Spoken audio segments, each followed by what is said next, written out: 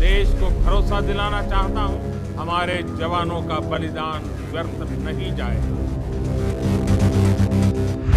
ಮೂರನೇ ಬಾರಿ ನರೇಂದ್ರ ಮೋದಿ ಪ್ರಧಾನಿಯಾಗದಂತೆ ತಡೆಯಲು ಚೀನಾ ಷಡ್ಯಂತ್ರ ರಚಿಸಿರೋದು ನಿಜಾನ? ಉಯ್ಯಾಲೆಯಲ್ಲಿ ಕುಂತಾಗ G20 ಸಮ್ಮೇಳನಕ್ಕೆ ಬಂದಾಗ ಇಲ್ಲದ ವಿರೋಧ ಎಲೆಕ್ಷನ್ ಟೈಮ್ನಲ್ಲೇ ಏಕೆ? ಪಾಕ್ ವಿರುದ್ಧ ಸರ್ಜಿಕಲ್ ಸ್ಟ್ರೈಕ್ ಮಾಡಿದ್ದ ಪ್ರಧಾನಿ ಮೋದಿಯವರು ಚೀನಾ ವಿಚಾರದಲ್ಲಿ ಮೌನವಾಗಿರೋದೇಕೆ?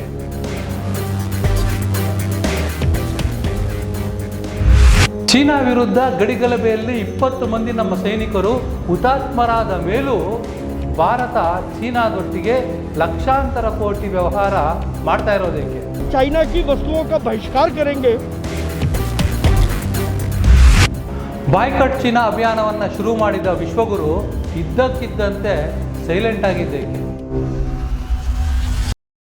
ಸ್ನೇಹಿತರೆ ನಮಸ್ಕಾರ, ನಾನು ನಿಮ್ಮ ಜನಾರ್ದನ್ ಮಧುವತಿ ಅನ್ವೇಷಣೆಗೆ ಸ್ವಾಗತ.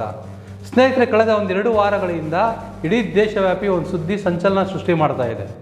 ಇಷ್ಟಕ್ಕೂ ಆ ಸುದ್ದಿ ಏನಪ್ಪ ಅಂತ ಹೇಳಿದ್ರೆ, ಚೀನಾ ಆರ್ಟಿಫಿಷಿಯಲ್ ಇಂಟೆಲಿಜೆನ್ಸ್ ಅನ್ನು ಬಳಸಿ ಭಾರತದಲ್ಲಿ ನಡೀತಾ ಇರತಕ್ಕಂಥ ಚುನಾವಣೆಯನ್ನ ಮ್ಯಾನಿಪುಲೇಟ್ ಮಾಡಿ ಮೋದಿಯನ್ನ ಪ್ರಧಾನಿಯಾಗದಂತೆ ತಡಿಬೇಕು ಎನ್ನುವ ಒಂದು ಸುದ್ದಿ ಇಡೀ ದೇಶವ್ಯಾಪಿ ವೈರಲ್ ಆಗ್ತಾ ಇದೆ. ಈ ಒಂದು ಸುದ್ದಿ ನೋಡಿದ ಮೇಲೆ ಎಂಥವ್ರಿಗೂ ಕೂಡ ಶಾಕ್ ಆಗದೆ ಇರೋದಿಲ್ಲ. ಯಾಕೆ ಅಂತ ಹೇಳಿದ್ರೆ, ಮೋದಿಯಂತಹ ನಾಯಕನನ್ನ ಭಾರತಕ್ಕಿಂತ ಹೆಚ್ಚು ಪ್ರಗತಿ ಹೊಂದಿರುವ ದೇಶ ಸೋಲಿಸಬೇಕಂತ ಯಾಕೆ ಬಯಸ್ತಾ ಇದೆ?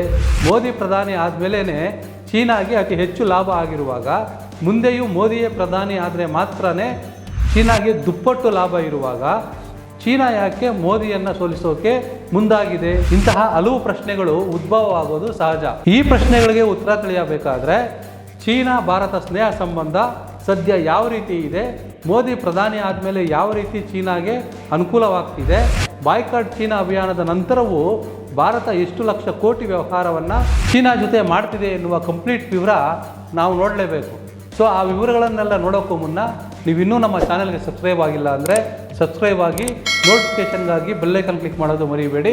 ಹಾಗೆ ಫೇಸ್ಬುಕ್ನಲ್ಲಿ ಅನ್ವೇಷಣೆ ಪೇಜನ್ನು ಲೈಕ್ ಆ್ಯಂಡ್ ಫಾಲೋ ಮಾಡಿ. ಸ್ನೇಹಿತರೆ, ಮೊದಲಿಗೆ ಭಾರತ ಮತ್ತು ಚೀನಾ ಸ್ನೇಹ ಸಂಬಂಧ ಈಗ ಯಾವ ರೀತಿ ಇದೆ ಅಂತ ಹೇಳ್ಬಿಡ್ತೀನಿ. 2020ರಲ್ಲಿ ಇಡೀ ಜಗತ್ತಿಗೆ ಕರೋನಾ ಮಹಾಮಾರಿಯನ್ನು ಪರಿಚಯಿಸಿದ್ದೇ ಚೀನಾ. ಅದೇ ಕಾರಣಕ್ಕೆ ಇಡೀ ಜಗತ್ತೇ ಚೀನಾವನ್ನು ಬಾಯ್ಕಾಟ್ ಮಾಡೋಕ್ಕೆ ಮುಂದಾಯಿತು. ಚೀನಾದಲ್ಲಿದ್ದ ಹಲವು ದೇಶದ ಕಂಪನಿಗಳು ಚೀನಾದಿಂದ ಹೊರಬರುವ ತೀರ್ಮಾನವನ್ನು ಪ್ರಕಟಿಸಿದವು. ಆ ಸಮಯದಲ್ಲೇ ಚೀನಾ ಆ್ಯಪ್ಗಳು ಗ್ರಾಹಕರ ದಾಖಲೆಗಳನ್ನು ಕದಿಯುತ್ತಿವೆ ಎಂದು ಭಾರತದ ಪ್ರಧಾನಿ ಮೋದಿಯವರು ಕೂಡ ಮುಲಾಜಿಲ್ಲದೆ 100ಕ್ಕೂ ಹೆಚ್ಚು ಚೀನಿ ಆ್ಯಪ್ಗಳನ್ನು ಬ್ಯಾನ್ ಮಾಡಿದ್ರು. ಈ ಮಹತ್ವ ನಿರ್ಧಾರವನ್ನು ಪ್ರಕಟಿಸಿದ ನಂತರ ಚೀನಾದ ಸೈನ್ಯ ಗಲ್ವಾನ್ ವ್ಯಾಲಿಯಲ್ಲಿ ಭಾರತದೊಳಕ್ಕೆ ಅಕ್ರಮವಾಗಿ ನುಗ್ಗುವ ಪ್ರಯತ್ನ ಮಾಡಿತು. ಅಷ್ಟೇ ಅಲ್ಲ, ಗಡಿಯಲ್ಲಿ ಚೀನಾ ಮತ್ತು ಭಾರತದ ಸೈನಿಕರ ನಡುವೆ ಗಲಭೆ ಕೂಡ ಸೃಷ್ಟಿಯಾಯಿತು. ಈ ಒಂದು ಗಲಭೆಯಲ್ಲಿ 20 ಮಂದಿ ಭಾರತೀಯ ಸೈನಿಕರು ಹುತಾತ್ಮರಾದರು. ಅಲ್ಲಿಂದ ಶುರುವಾದಂತಹ ಭಾರತ ಮತ್ತು ಚೀನಾದ ಗಡಿ ವಿವಾದ ಕಳೆದ 4 ವರ್ಷದಲ್ಲಿ 21 ರೌಂಡ್ ಮಾತುಕತೆ ನಡೆದರೂ ಕೂಡ ಇಂದಿಗೂ ಬಗೆಹರಿದಿಲ್ಲ. ಇದರ ಮಧ್ಯೆ ಚೀನಾ ಭಾರತದ ಗಡಿಯೊಳಕ್ಕೆ ಸುಮಾರು 4000 ಚದರ ಕಿಲೋಮೀಟರ್ನಷ್ಟು ಅಕ್ರಮವಾಗಿ ಪ್ರವೇಶ ಮಾಡಿದೆ. ಹಲವು ಕಡೆ ಹಳ್ಳಿಗಳನ್ನು ನಿರ್ಮಾಣ ಮಾಡಿದೆ. ಸಾಲದು ಅಂತ ಕಳೆದ ವರ್ಷ ಕೂಡ ಚೀನಾ ಬಿಡುಗಡೆ ಮಾಡಿದ ತನ್ನ ದೇಶದ ಮ್ಯಾಪ್ನಲ್ಲಿ ಅರುಣಾಚಲ ಪ್ರದೇಶವನ್ನು ಸೇರಿಸಿಕೊಂಡು 30 ಪ್ರದೇಶಗಳ ಹೆಸರುಗಳನ್ನು ಬದಲಾಯಿಸಿದೆ. ಚೀನಾದ ಈ ಅತಿರೇಕತೆಯನ್ನು ಭಾರತ ಏನೋ ತೀವ್ರವಾಗಿ ಟೀಕಿಸಿದೆ. ಆದರೆ LAC ಅಂದರೆ ಲೈನ್ ಆಫ್ ಆ್ಯಕ್ಚುಯಲ್ ಕಂಟ್ರೋಲ್ ಅಂತ ಏನಿದೆ, ಆ ಒಂದು ಪ್ರದೇಶದಲ್ಲಿ ಚೀನಾ ಅಕ್ರಮವಾಗಿ ನಿರ್ಮಾಣ ಮಾಡಿರುವ ಹಳ್ಳಿಯನ್ನು ತೆರವು ಮಾಡಿಸೋದಕ್ಕೆ ಭಾರತದ ಕೈಯಲ್ಲಿ ಸಾಧ್ಯವಾಗ್ತಿಲ್ಲ. ಕೇವಲ ಅಷ್ಟು ಮಾತ್ರವಲ್ಲ, ನಮ್ಮ ಸೈನಿಕರು ಗಡಿ ಗಲಭೆಯಲ್ಲಿ 20 ಜನ ಹುತಾತ್ಮರಾದ ಮೇಲೂ ಚೀನಾದೊಟ್ಟಿಗೆ ಒಂದಲ್ಲ ಎರಡಲ್ಲ 136 ಬಿಲಿಯನ್ US ಡಾಲರ್ನಷ್ಟು ವ್ಯಾಪಾರವನ್ನು ಭಾರತ ಇಂದಿಗೂ ಮಾಡ್ತಾ ಇದೆ. 2024 ಅಂದರೆ ಇದೇ ವರ್ಷ ಪ್ರಾರಂಭದ 2 ತಿಂಗಳಲ್ಲಿ ಅಂದರೆ ಜನವರಿ ಮತ್ತು ಫೆಬ್ರವರಿನಲ್ಲಿ ಭಾರತ ಮತ್ತು ಚೀನಾ ನಡುವಿನ ವ್ಯವಹಾರ ಕಳೆದ ವರ್ಷದ ಪ್ರಾರಂಭದ 2 ತಿಂಗಳಲ್ಲಿ ಎಷ್ಟಿತ್ತೋ ಅದಕ್ಕಿಂತ 15.9% ಹೆಚ್ಚಾಗಿದೆ. ಇದರ ಜೊತೆಗೆ ಮತ್ತೊಂದು ಶಾಕಿಂಗ್ ಸುದ್ದಿ ಏನು ಗೊತ್ತಾ?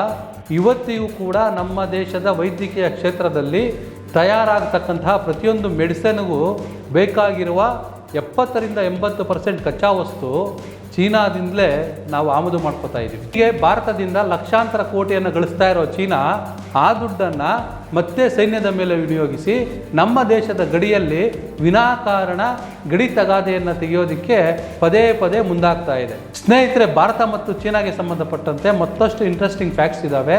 ಆ ಫ್ಯಾಕ್ಟ್ಸ್ ಏನಪ್ಪ ಅಂತ ಹೇಳಿದ್ರೆ, 2020ರಲ್ಲಿ ಮೋದಿಯವರು ಏನು 100 ಚೀನಾ ಆ್ಯಪ್ಗಳನ್ನು ಬ್ಯಾನ್ ಮಾಡಿದ್ರು, ಆ ಬ್ಯಾನ್ ಆದಂತಹ ಆ್ಯಪ್ಗಳ ಸಂಸ್ಥೆಗಳು ಕೂಡ PM ಕೇರ್ ಫಂಡ್ಗೆ 16 ಕೋಟಿ ರೂಪಾಯಿ ಡೊನೇಷನ್ ನೀಡಿವೆ. ಸ್ನೇಹಿತರೆ, ಪ್ರಧಾನಿ ಮೋದಿಯವರು ಕನಿಷ್ಠ 2020ರ ನಂತರ ಆದರೂ ಚೀನಾವನ್ನು ಆದಷ್ಟು ದೂರ ಇಡಬೇಕಾಗಿತ್ತು. ಚೀನಾ ಮೇಲಿನ ಅವಲಂಬನೆಯನ್ನು ಹಂತವಾಗಿ ಕಡಿಮೆ ಮಾಡ್ತಕ್ಕಂಥ ಎಲ್ಲ ಪ್ರಯತ್ನಗಳಿಗೆ ಸಹಕಾರ ಕೊಡಬೇಕಾಗಿತ್ತು. ಆದರೆ ಇವತ್ತೇನಾಗಿದೆ ಅಂದರೆ ಇದಕ್ಕೆ ಉಲ್ಟಾ ಆಗಿದೆ. ಭಾರತ ವರ್ಷದಿಂದ ವರ್ಷಕ್ಕೆ ಚೀನಾ ಮೇಲೆ ಹೆಚ್ಚು ಅವಲಂಬನೆಯನ್ನು ಆಗ್ತಾ ಇದೆ. ಅದಕ್ಕೆ ಬೆಸ್ಟ್ ಎಕ್ಸಾಂಪಲ್ ಅಂದರೆ ಬೆಂಗಳೂರಿನ ಹಳದಿ ಲೈನ್ ಮೆಟ್ರೋ ಸಂಚಾರಕ್ಕೆ ಏನು ಹೊಸದಾಗಿ ಚಾಲಕರಹಿತ ಇಂಜಿನ್ ಹಾಗೂ ಬೋಗಿಗಳು ಬಂದಿದ್ದಾವೆ, ಇವು ಕೂಡ ಚೀನಾದಿಂದನೇ ಆಮದು ಮಾಡ್ಕೊಂಡಿರೋದು. ಇದರ ಮಧ್ಯೆ ಭಾರತದ ಗಡಿಯಲ್ಲಿ ಮತ್ತೆ ಚೀನಾ ತನ್ನ ಸೈನ್ಯ ಬಲವನ್ನು ಹೆಚ್ಚಿಸ್ಕೊಳ್ತಾನೇ ಇದೆ. ಇದಕ್ಕೆ ಸಂಬಂಧಪಟ್ಟಂತೆ BJPಯ ಹಿರಿಯ ರಾಜಕಾರಣಿ ಹಾಗೂ ರಾಜ್ಯಸಭಾ ಸದಸ್ಯರಾಗಿದ್ದಂಥವರು ಸುಬ್ರಹ್ಮಣ್ಯ ಸ್ವಾಮಿ ಕೂಡ ದೊಡ್ಡ ಮಟ್ಟಕ್ಕೆ ಟೀಕೆ ಮಾಡಿದ್ದಾರೆ. मोदी इकोनॉमी में फेल हो गया, नहीं तो इकोनॉमी फेल, चाइना फेल और हमारी जो प्रांतों में जो गड़बड़ हो रही है उसमें फेल.